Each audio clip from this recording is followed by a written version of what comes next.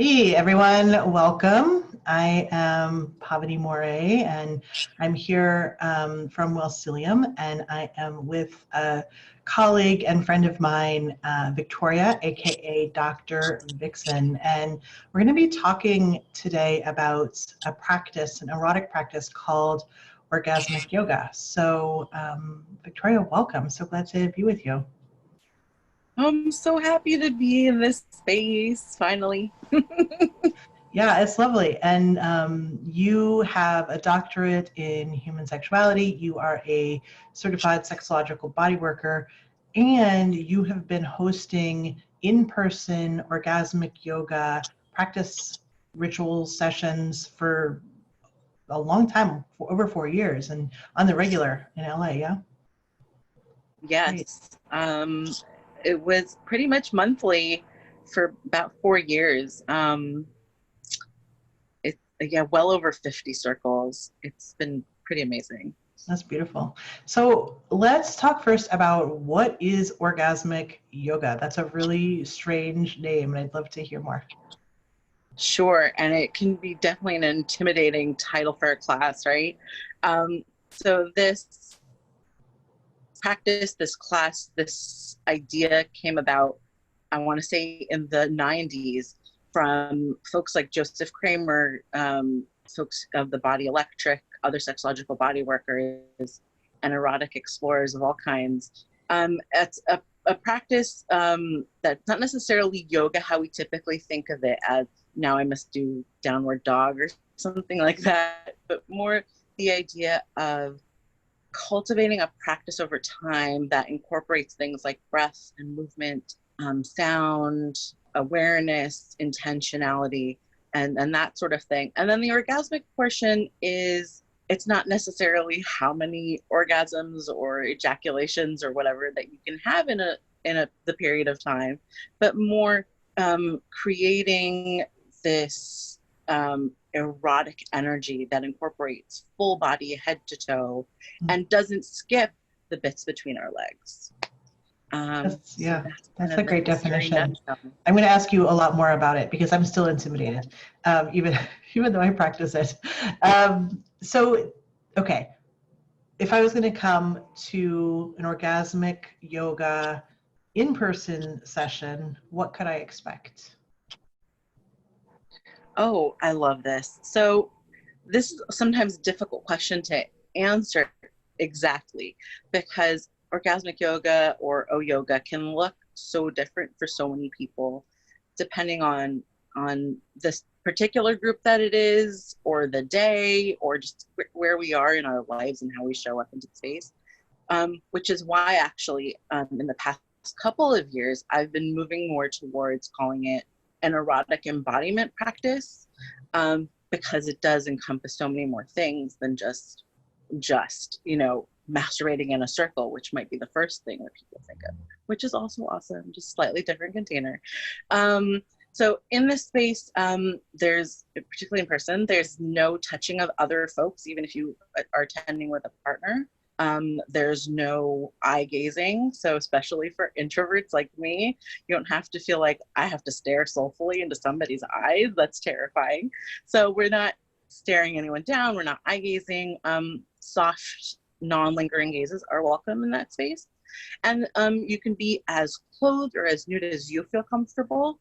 And in addition, I never tell people that now you must take off your clothes at this time. I never say you must touch your bits in these ways, because we're all on different parts of our journey, our comfort levels. Maybe you just want to sit there for the 45 minutes and be fully clothed and just breathing, blanket up to your chin. And that's a huge step to be in a space to do that with folks. So I totally recognize that. And that's more than valid. And then also recognizing that the other side of that spectrum is, as soon as we get started, folks want to be fully nude. They want to full body explore, and maybe even using like lube and toys and things like that. So there's a wide range in there. And all of these ways of participating are awesome and valuable for everybody. wherever they are. That's great. I mean, so it sounds like there is a way for anybody at any level to come and find a way that is comfortable for them to participate, that there's not like expectations of the space. Yeah. One of the things that have found really helpful about these spaces is seeing how other people are with themselves, not in like a creepy way, but just like an inspiring way of like, oh, wow, that's how you are with yourself erotically. That's so different. You know, I never thought about doing it like that. Right. And riffing. And I wonder if you would speak to that a little bit.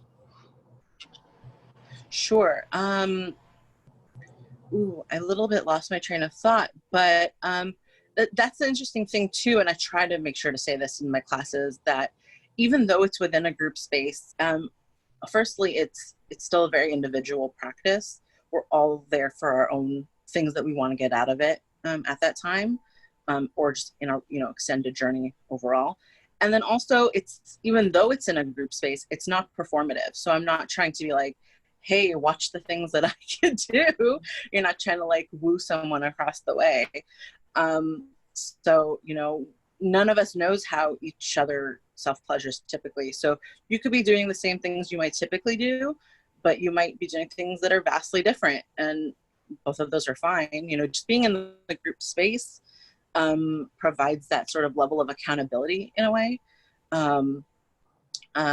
Not like you must tick these boxes, not that kind of accountability, but more like you were saying, that there are other people, and there's this group energy that just happens naturally from people breathing in sync sometimes, from, people who are brave enough to stand up and do some of their practice standing, or dancing if the music is feeling right. So witnessing all these different things happening can be definitely liberating. It could be, giving permission of ways to do your practice, and whether that permission is happening like in that space at that time, that's of course amazing. But if you need to bookmark that and use that on your own at another time, that's cool too. Sometimes it doesn't have to sink in exactly in that moment for it to be part of the experience. The experience continues even well after you leave the space.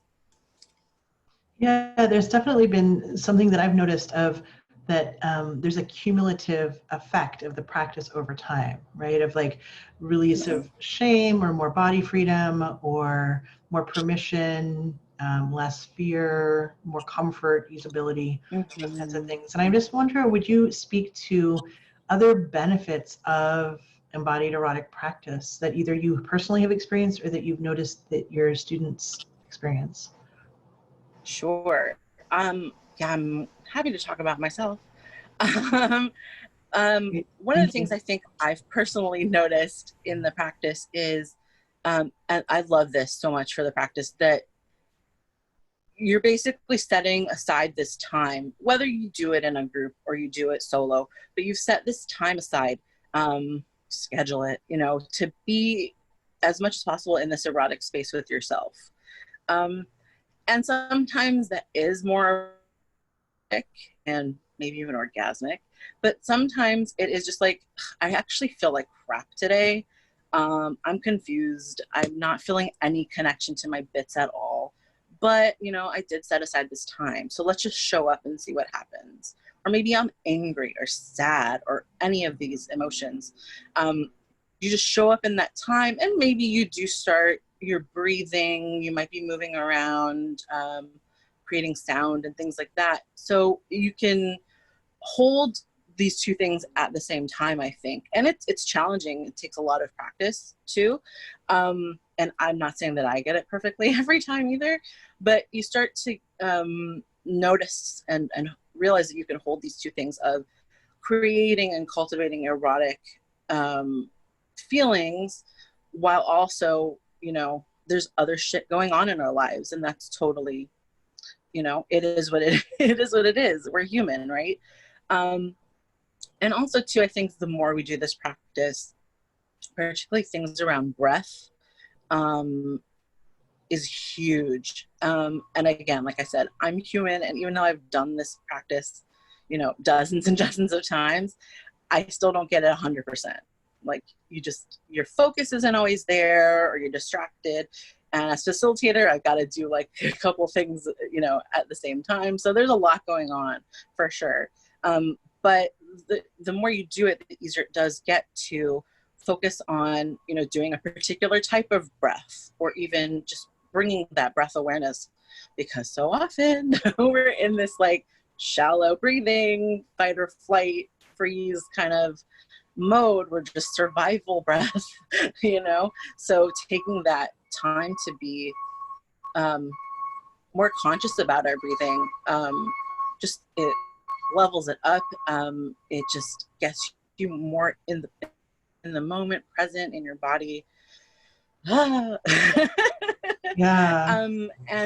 And definitely, so all these like little tools of which you can use, of course, outside of this practice, in your regular, I don't say regular in a derisive way, but like in your regular self-pleasuring practices, in your partnered practices, you can incorporate heart connection with your partner. That's one of the things I talk about, which I love to start my practice that way, just kind of get in the space. So you can do a heart connection. You can sync up your breathing if you want. It starts to get there's a little like layover or crossover with like Tantra type stuff, which I don't talk a whole lot about because I don't want to see the eyes glaze over sometimes.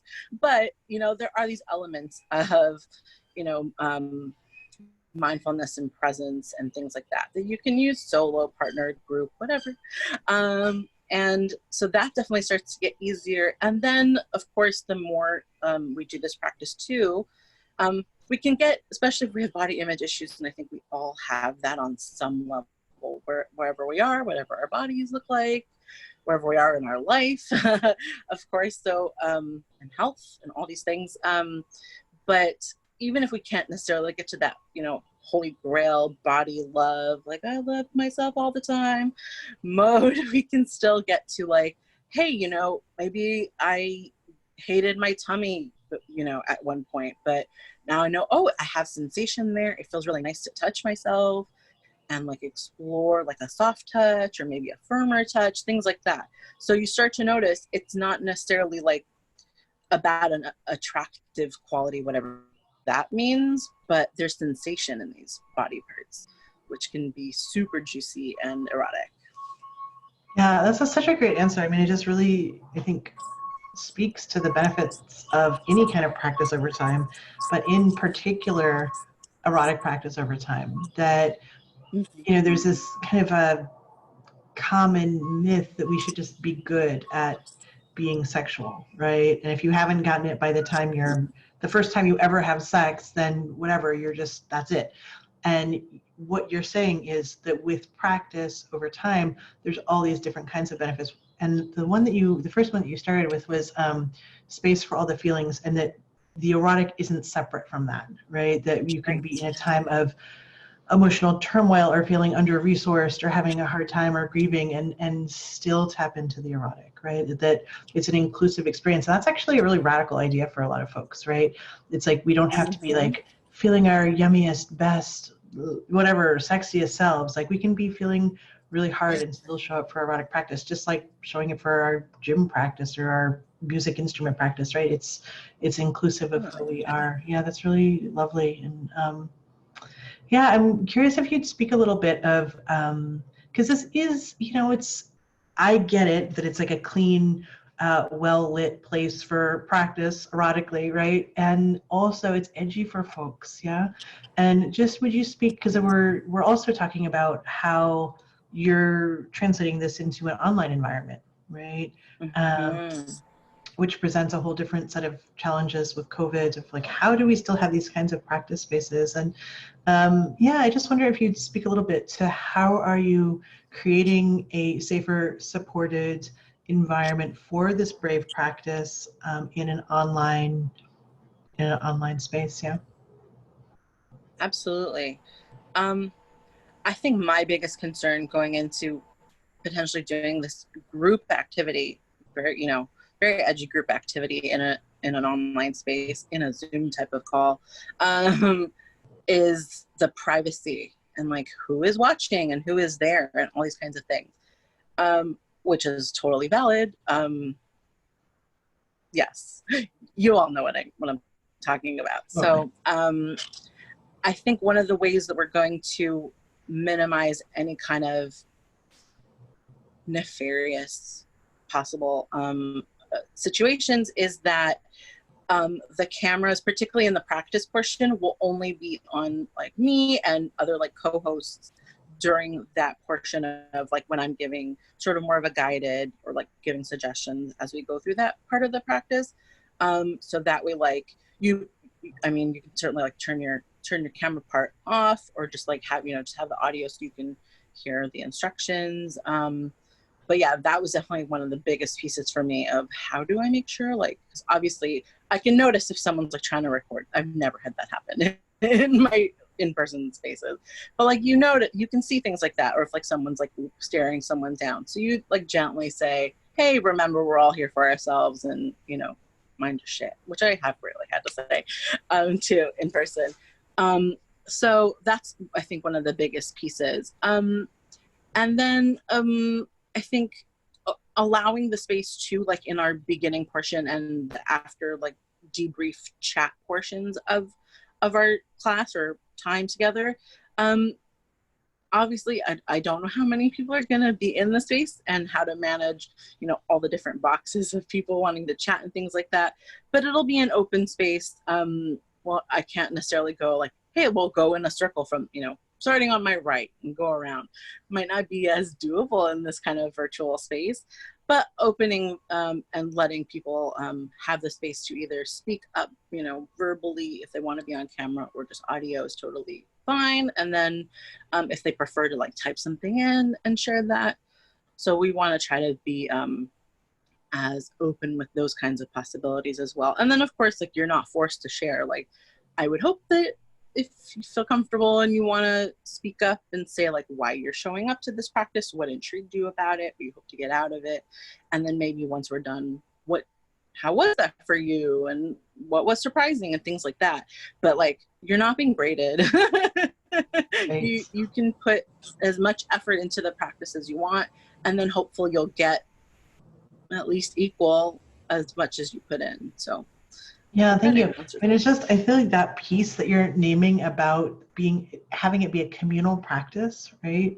Like, why have this be a communal practice? And that piece that you're saying about, you can share your intention, what you're hoping to get out of it, and then also on the other side of it, like, what happened for you and how was that? And there's like there's two things that I notice in that. One is around shame and how that defeats shame, right? When we're sharing in a communal space where that's accepting and compassionate, and there's brave witnessing like that happening. Mm-hmm. And then and the other thing is like support, right? That like, I might not have the chutzpah to do my own solo erotic practice that's different than the way I've been doing it for years, right? But like, there's like a little, not peer pressure, because that's not the right word, but like accountability, I think you were using. Like, there's a group energy of showing up to do a thing together and having that be a really great experience for everybody.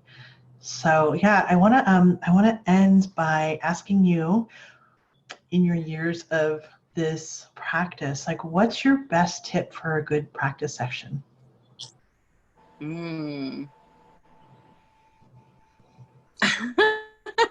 That's such a like big question.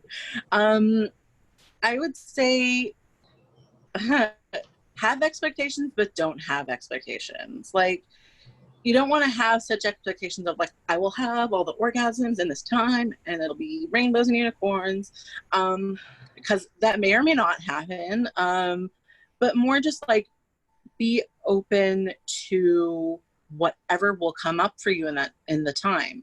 Have the expectation of hopefully tapping into the different breaths, or even just being aware of breath. That's like my biggest piece. And I will say, side note, or related to that I do give like a little demo, which even after all these years, I feel super awkward doing. But I also don't like to get too caught up on breathing in through the nose and out through the mouth and in these exact ways. Like, I'd rather you are aware and start to, cultivate that muscle you know, for kind of lack of a better word, to start to notice these things rather than this like sort of autopilot that we usually are on. I guess I would also say, and I don't know that I fully am on board with what I'm going to say, but be open to challenging yourself, you know, in the practice. Like you were saying, it's so easy and comfortable to stick to our usual things that get us off, you know, get us from A to B as quick as possible and move on with our day. But that's totally fine, let me be clear. But at the same time, even if it's something as simple as changing your position or using your other hand, that's so corny, but like using your other hand, standing up, like any of these little things, it just kind of shifts the way it hits us in our body. And it starts to actually develop like neural pathways that make things easier, the more we practice it, of course, in accessing pleasure in all the ways. So it's a couple tips. That's great. So show up without expectation and disrupt. That's what I'm taking away from that. Disrupt, not the group, but disrupt your habituated pattern. Usual, yeah. yes. Yeah, good. Yes. And I love it. You're going to be offering orgasmic yoga, erotic embodiment practices for Wellcelium once a month. So excited. And so super happy to welcome you into that, and I'm excited that you're going to be in our I'm almost wanting to say in our clutches. You're going to be in our embrace of the I love Wellcelium. That sounds so good in this like touchless time. Like that felt really nice, and like I felt a little bit held. So yeah, and so folks, you should check that out. It'll be on our website, wellcelium.org, wellcelium.org, and Dr. Vixen is going to offer orgasmic yoga monthly sessions, so check it out. Thanks so much, Victoria. Oh, my pleasure. Thanks for having me, Pavani.